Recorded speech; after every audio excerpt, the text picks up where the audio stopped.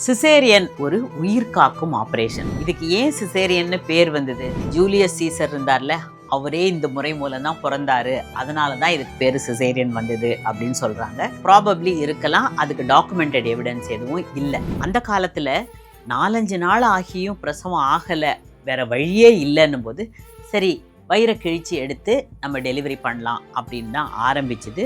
So ஆரம்ப காலத்திலேயே இது நார்மல் டெலிவரி ஆகும்போது தாய்க்கோ குழந்தைக்கோ பிரச்சனை இருக்கும், அந்த மாதிரி ஒரு காரணத்துக்காக தான் ஆரம்பிக்கப்பட்டது.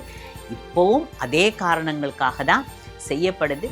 முதல்ல சிசேரியனுக்கு ஒரு 3 நாளுக்கு கூட அடுத்தது நாங்கள் சாப்பிடக்கூடாதுன்னு சொல்லுவோம்.